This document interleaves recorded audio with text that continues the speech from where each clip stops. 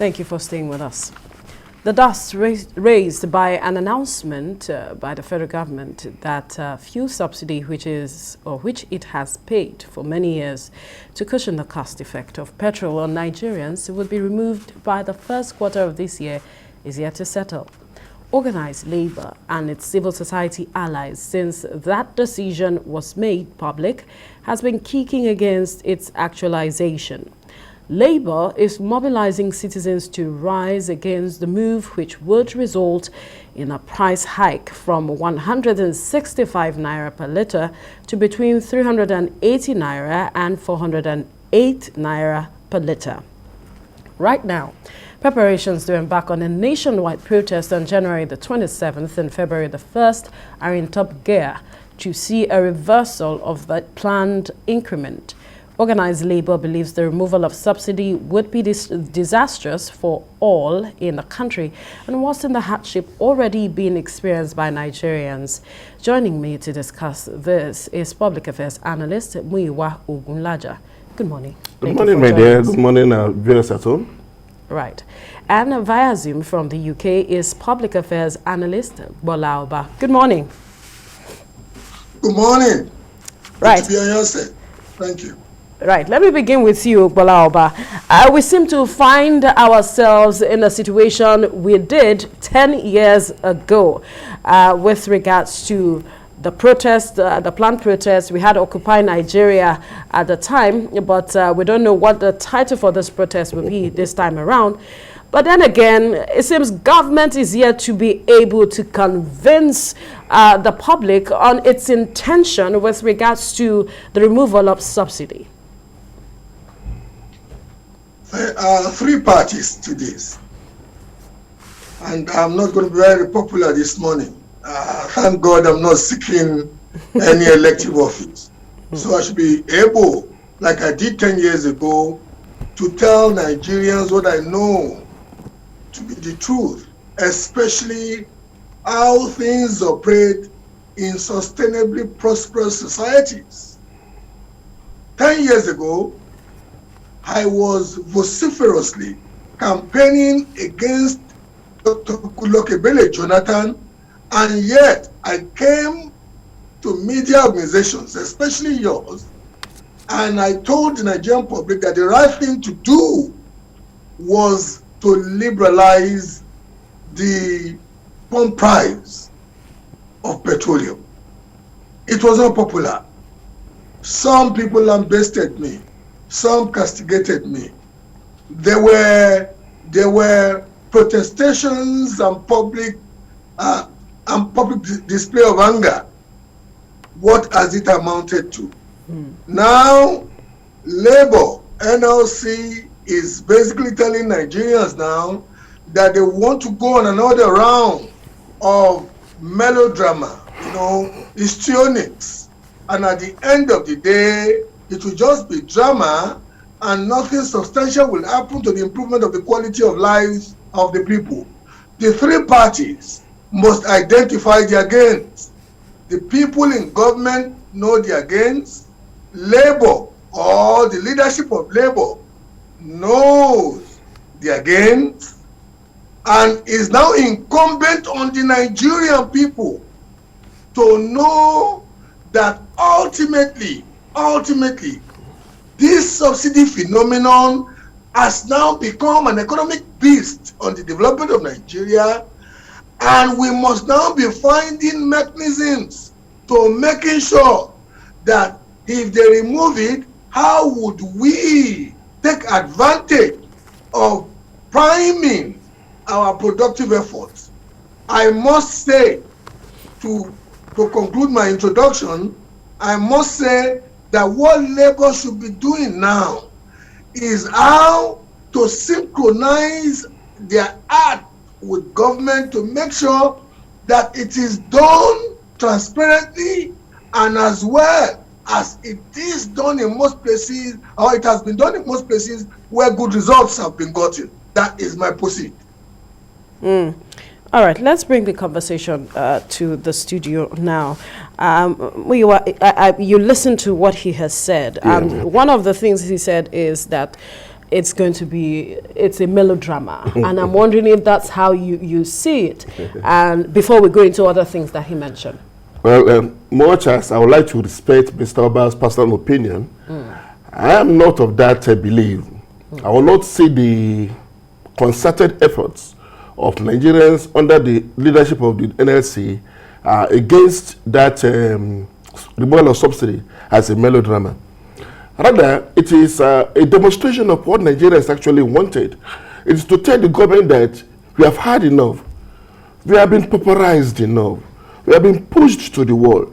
You see, personally, I am not against removal of subsidy in any organized scene, in any organized crime. Definitely, subsidies is not what government should continue to do. But that is on the belief that that society is sane, there is adequate employment. In that society, Nigerians are their own governments. We provide our own security in terms of our security men. We provide our own electricity in terms of generators. We provide our own water in terms of borehole. We provide our own education in terms of private teachers. Then what is government doing for us? So the only thing Nigerians do that they can get from government as part of the commonwealth, that is the petroleum resources, is that these prices will be affordable to them. That if government now subsidize this, having failed to do the basic necessities, Nigerians construct their own houses, you do this, you do that, then why should they not be now be forced again to pay for fuel? But you see the reasons the government is giving, saying, talking about the impact on the economy. It was spending about 250 billion naira. Thank you. We'll cast your minds back to 10 years back, okay, when our president led the protestation against removal of subsidy. Right. He actually said then that there was no subsidy. I kind of want to take you back to Hope 93, when the then contestant, then the candidate of the PDP, SDP, did say that he did not believe in anything in subsidy, that let it be proven that there was subsidy. Even the late Toffer to believe that there was nothing like subsidy. So if since then we have believed that government is just using this gimmick to blindfold those that yes, is having subsidy. If President Buhari then believed that there was no subsidy, what is the turnaround all about? What changed? And what? So what I'm saying is that let us even assume that you have subsidy. What stops Nigerians from having advantage of their own natural resources? Especially when government is not living up to expectation. When Nigerians are unemployed. When Nigerians cannot get 2 square meals per day. When Nigerians are sleeping in gutters. When Nigerians are providing their own services. What are you going to gain as a Nigerian? So my own opinion is that it should not be seen as a jamboree by Labour. No, there are some government decisions that if you don't force it if you don't force decisions down their throat, they will not take it. If Labour fails to go on expression of interest of Nigerians, I would not call that a protest. You are expressing what Nigerians are, the way the Nigerians are feeling. Then government should now look into this and say, okay, if these people are saying this, what do we do to question the effects? We have listened to this in the past. All those so-called measures taken to question the effects of removal, where are they? Where? And these measures will not come until electionary time. But the government is looking at the 5,000 naira palliatives for the poor. Thank you. There are talks about the gas, gas, now using gas. Yes. And they are going to ensure that some 12 states will kickstart, that scheme. Let's start with 5,000 naira. You are removing subsidy, and you are bringing another subsidy of 5,000 naira per 40 million or 30 million Nigerians who belong to what you call the most vulnerable, the vulnerable. And how do they want to get this money done? They're saying through money transfer. They want to use biometrics of biometric verification number and national identity number. How many of these Nigerians who actually belong to this group have all these? Believe it or not, less than 40 million Nigerians have the BFN, about 60 million of us have the NNI, and less than 40 million of us have personal accounts. So the question is now this: how will this money get to them? Is it not another way of siphoning money so that they can get some people around and give them money for the election? Why is it always coming during electionary year? We had the traders' money, we had the farmers' money, all during electionary year. After the elections, what happened to those things? Nothing again. So what I said is that it is desirable for subsidies to be removed. But there are salient factors, there are salient actions or steps that ought to have been taken by government to prepare the ground for this. One of these is our refineries. Which one is working? They are all moribund. There are no, the previous refineries that have been constructed are yet to come on stream. We have the Dangote refinery that we have been talking about. They have not come on stream. They are not yes. there. Even we are talking about, we suggested modular refineries. They are not there. So why do you want to remove? How, as a husband, will you tell your wife who is pregnant to go and remove that pregnancy because of a new wife who is yet to even show any sign of pregnancy? You keep the one you have. You keep the one you have. And it is absurd for anybody to compare Nigeria's economy with other economies. Say that in Nigeria, fuel price 165, other areas more than that. What about their own GDP? When Naira was Naira, during the time we had people who knew about economics in government, Naira was just about 150 Naira to $1, or at worst 120 Naira to $1. Then if you don't say want to compare the price of fuel products, I will say, okay, go ahead, please compare. But now that you have turned the Naira to more or less toilet roll in court, what else do you expect? Right. So it is not good enough for anyone to see that the protest is a jamboree. I won't see it as a jamboree. I will see it as manifestation of the thinking of Nigerians who are now feeling pauperized, who are feeling alienated, who are seeing themselves, who are seeing government as people, not seeing them as Nigerians, as if they are foreigners in their own father's land. Then they must be told that we are all Nigerians. All right, let me take it back to Gwalaba. Perhaps he might want to react to the things you have stated. Gwalaba, you heard him through all he has said, talking about the fact that NLC's move is not a melodrama, like you pointed it out, and he gave a lot of reasons, saying that all of the things that could have cushioned the effect of the removal of subsidy are not in place. And so where does that leave us?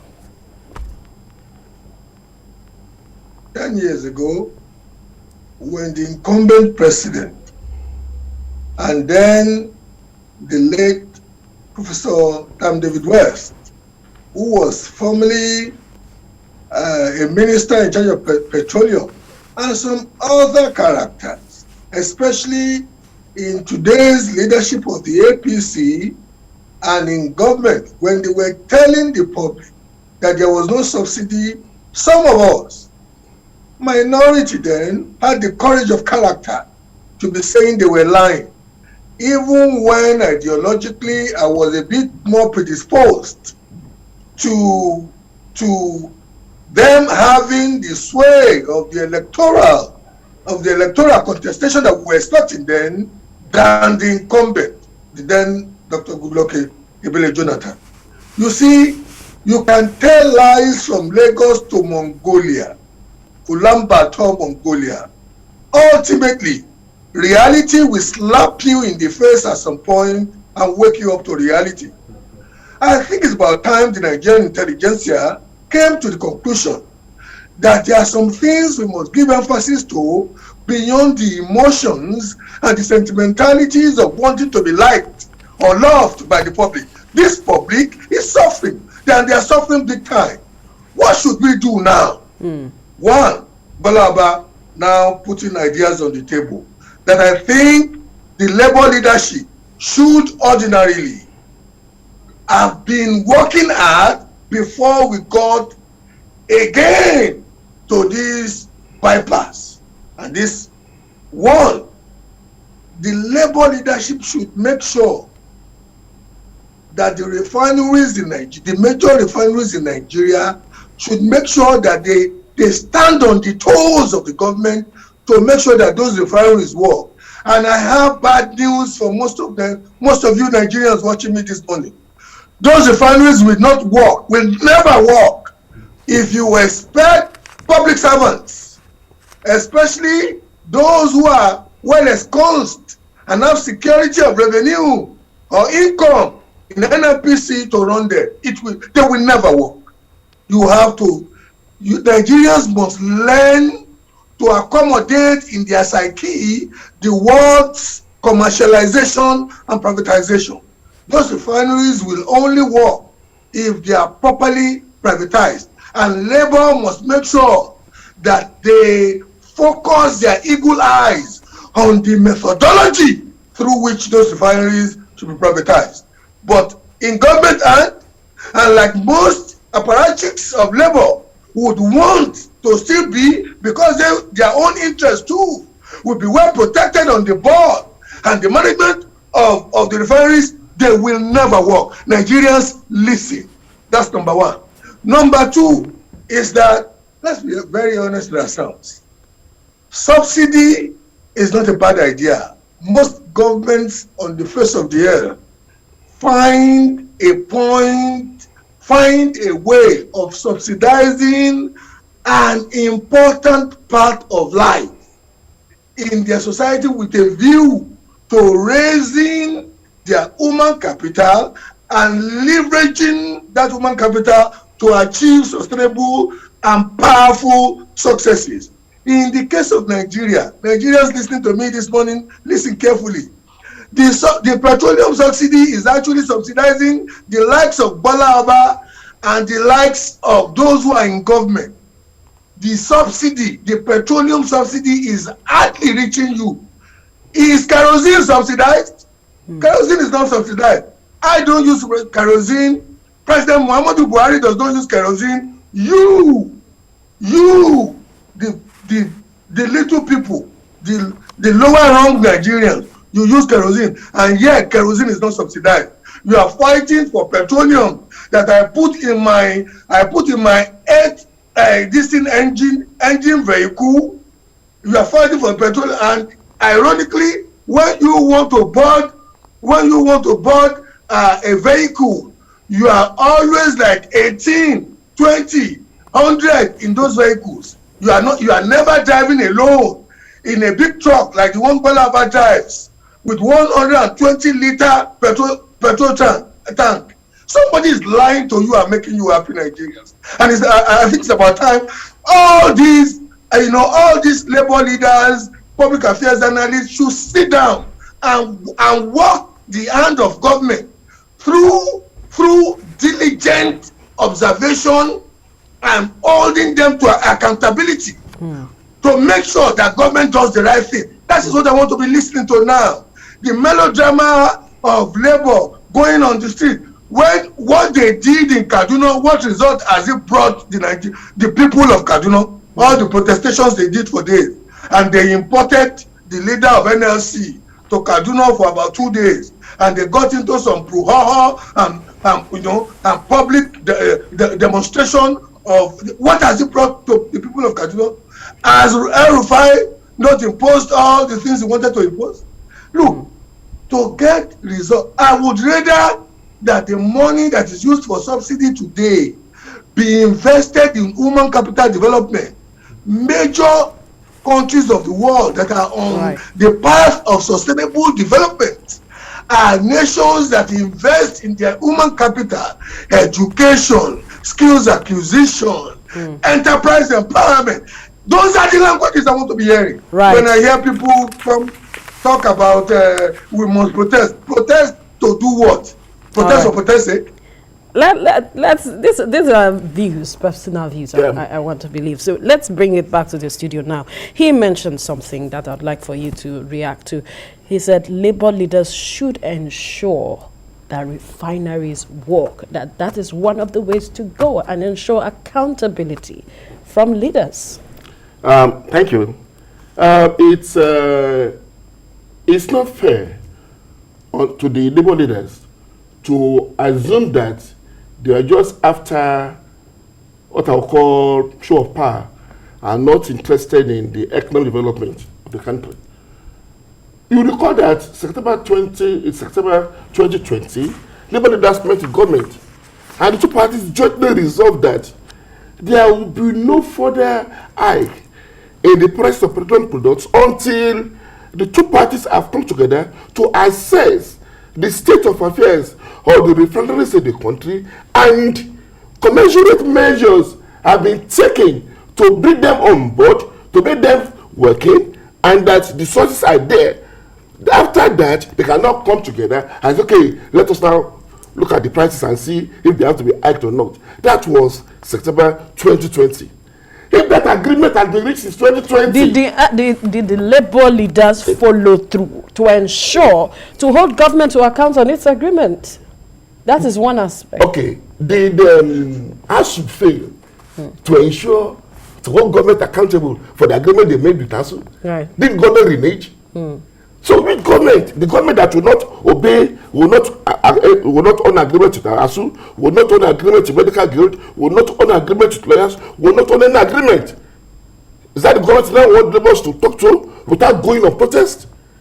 This government is deaf. No, we're careful of words. We have a choice of words. I agree with you. When I say deaf, don't get me wrong. I'm using it metaphorically. Right. Better so when that I say people understand. meaning the government will not listen unless it pleases the government. I have cited examples. What happened to the agreement with ASU? What happened to the agreement with the General Medical Council?